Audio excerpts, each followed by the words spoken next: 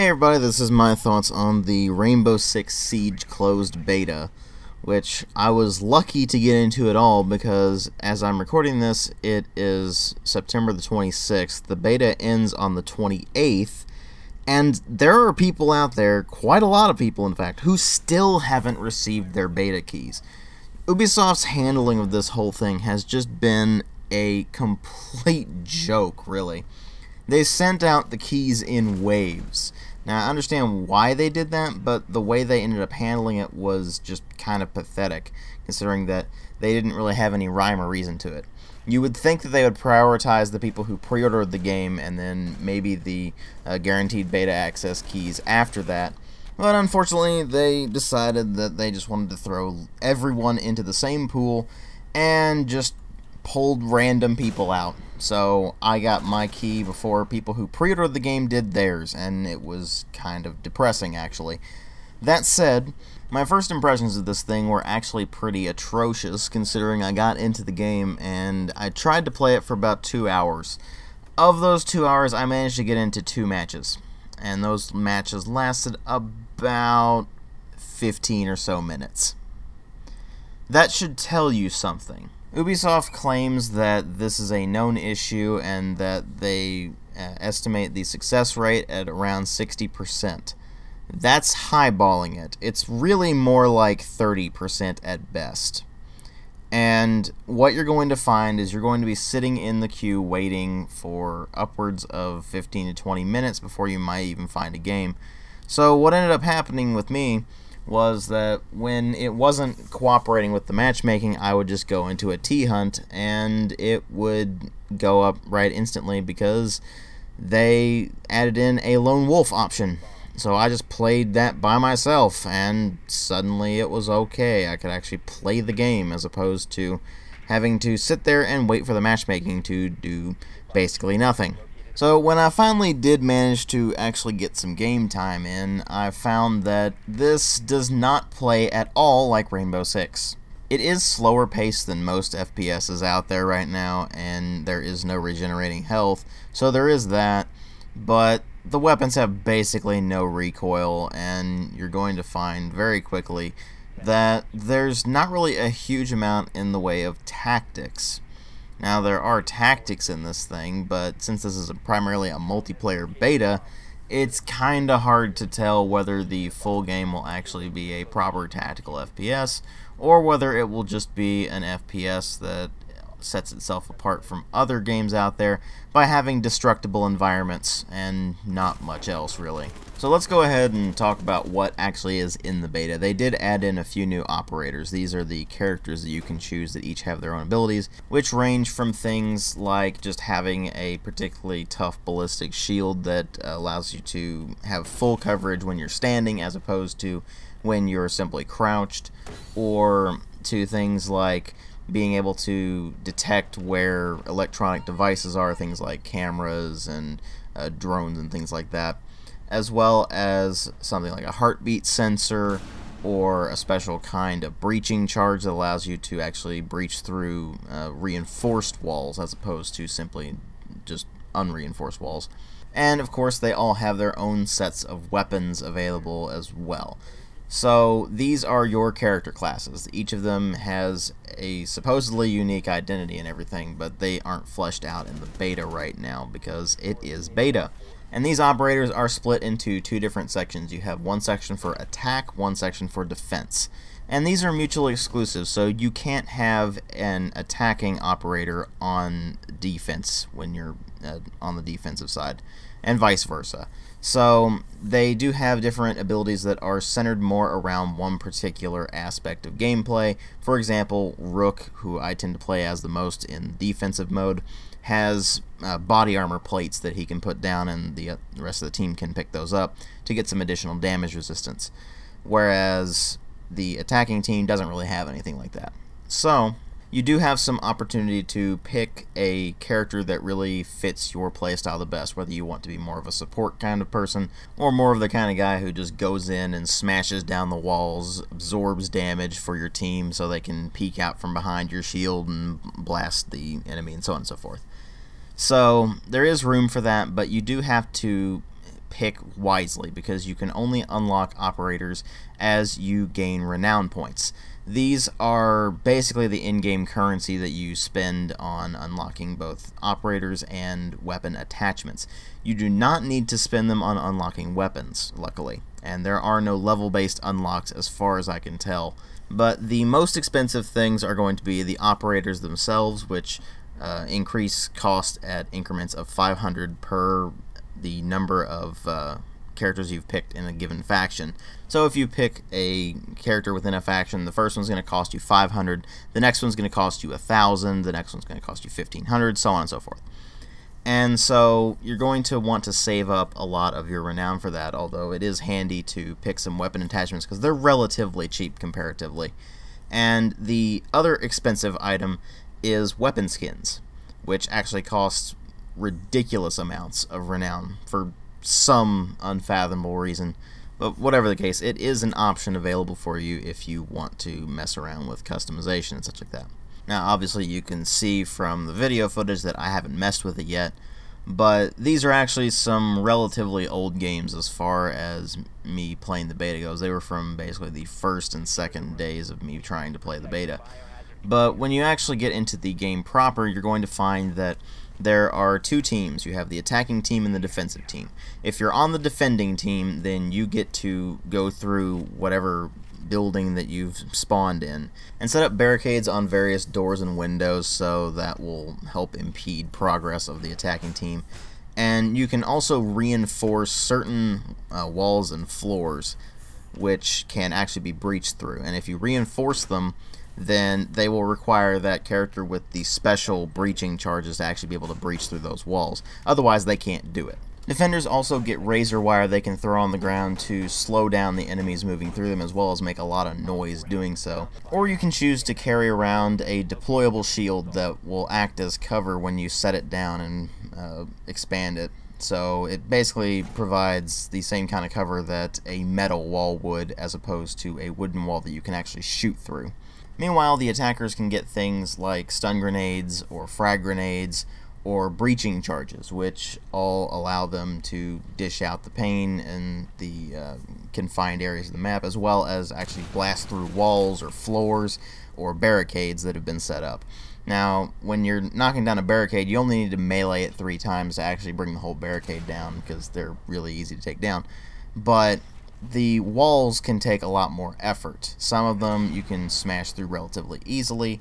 Others you'll want to use some breaching charges against, because it'll just take you forever to try to get through them. And so it's good to plan accordingly. Now, speaking of planning, there is also the planning phase, so to speak, in which your team can actually vote to select a spawn point for both the attack and defensive sides. And this will determine your area of attack, so to speak. I mean, you can, if you're on the attacking team, go all the way around to the other areas of the map, but generally speaking, you're going to want to go in right around where you spawned to begin with. But when you are the defending team, you go through this voting period, and then you immediately begin a setup period where you can actually put down the barricades and the wall reinforcements and such like that before the attacking team has a chance to actually go in and smash things up for you. Meanwhile, the attackers during this phase actually get small drones that they can drive around into this area and try to find where the objectives are, as well as where the enemies are. And so you have a fairly interesting dynamic with that, where the game ends up becoming a lot about planning out your attack by what information you actually have. But when you really get into the game, you're going to find that there's not really a huge amount of planning you can really do other than that. And that's pretty basic stuff. Now, it does help to actually coordinate things with your teammates, but generally speaking, the tactical depth of this game is relatively minimal.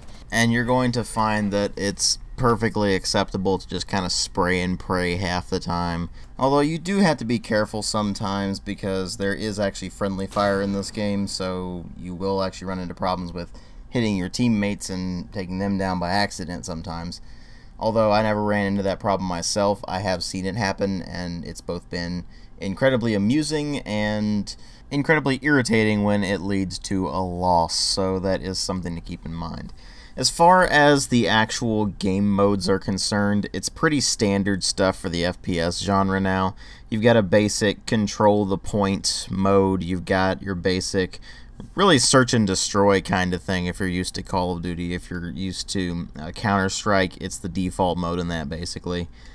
The difference is that they throw in the Rainbow Six Siege mechanics to spice things up.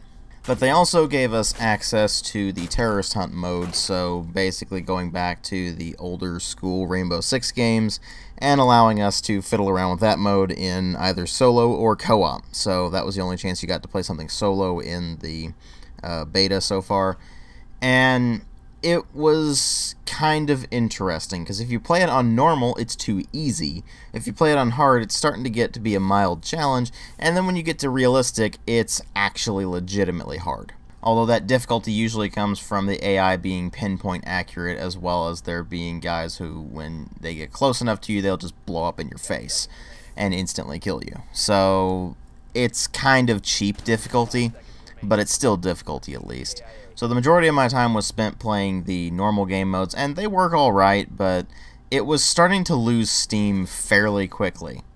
And it was partly because of the fact that there are so few operators available that you don't really get to change up your playstyle very much. The renown system generates renown a bit slowly for what I was really hoping, because then I couldn't unlock new characters very much. And I can actually see very easily where Ubisoft, in their bizarre fascination with microtransactions, would start throwing in renown points as a microtransaction, but hopefully they won't do that. And I don't really know what the XP system is for, so if they can clarify that, that would be really handy, because I can't figure it out. But suffice to say, what you've got is a fairly solid first-person shooter at its core. It's definitely got some work to be done. They need to bump up the recoil on the weapons, frankly. They definitely need to fix the damn matchmaking, because it's just atrocious and you can't really get into any games right now unless you just get insanely lucky.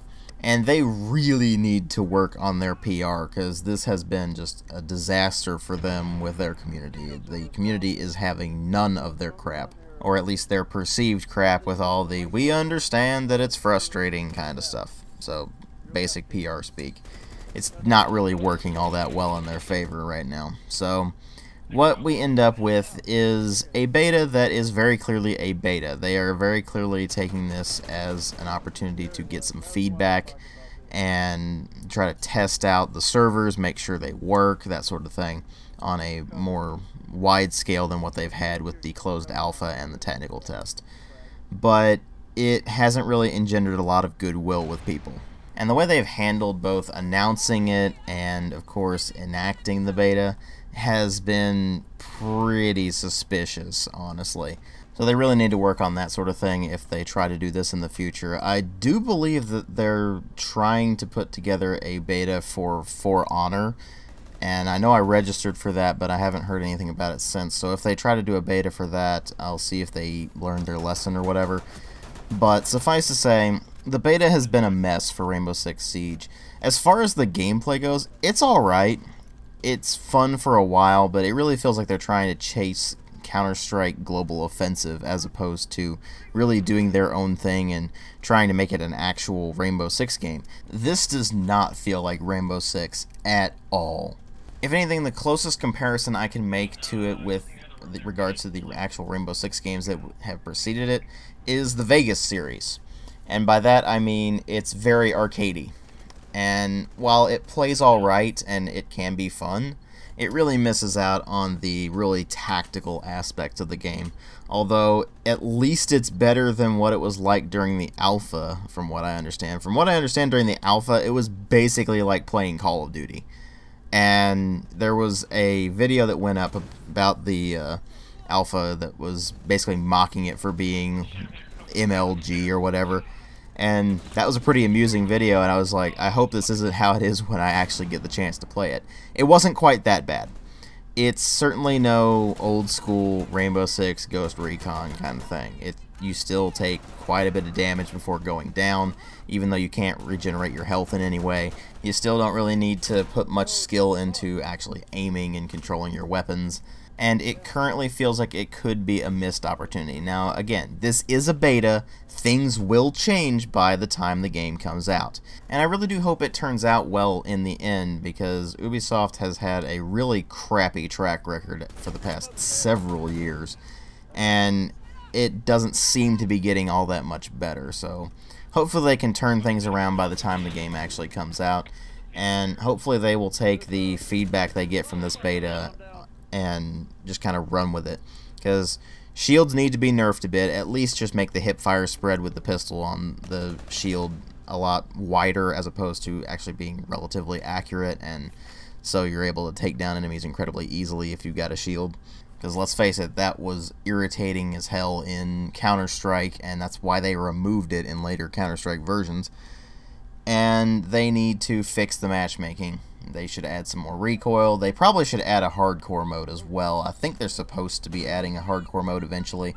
That will be more like the original Rainbow Six games, in that you don't really get a HUD or anything like that, and you go down incredibly quickly, as opposed to just faster than most current FPSs, but still slower than old school Rainbow Six. You gotta remember that I come from an era of Rainbow Six in which you basically got hit and you instantly died, and the enemies were the same. And while I understand the need for kind of softening that a bit for a wider audience, Rainbow Six never really was in danger of approaching a wide audience to begin with. It's always been a pretty niche series, with the older games being more niche.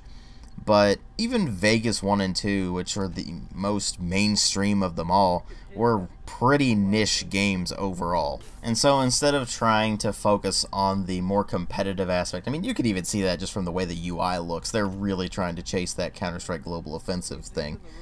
But instead of focusing on that, they really need to actually try to bring this thing back to its roots.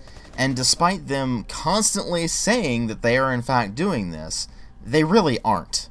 What they've got on their hands is actually a fairly solid FPS, don't get me wrong, and it looks like when the game finally comes out, it will be a fun game. But I feel like the real Rainbow Six, the old school Rainbow Six that we all know and love from games like the original, of course, Rogue Spear, Raven Shield especially, that's long dead at this point. And unfortunately, I just have to accept the reality that that's never coming back. But I am still looking forward to this thing when it comes out. Even if it isn't a Rainbow Six game proper, it still is a pretty fun FPS, and hopefully with all the extra game modes and the full single player and more full co-op experience, along with the extra operators and weapons and attachments and such like that the full game will bring, hopefully that'll all make it a game well worth investing in. But we'll have to wait and see on that. Like I said, Ubisoft doesn't have a very good track record as of late. So I guess the best way to describe my feelings with this thing going forward after my experiences with this beta are somewhat guarded. On the one hand, if they sort out the problems that the beta has, then it could actually be a very good game. On the other, it could be just another Ubisoft game. Thanks for watching.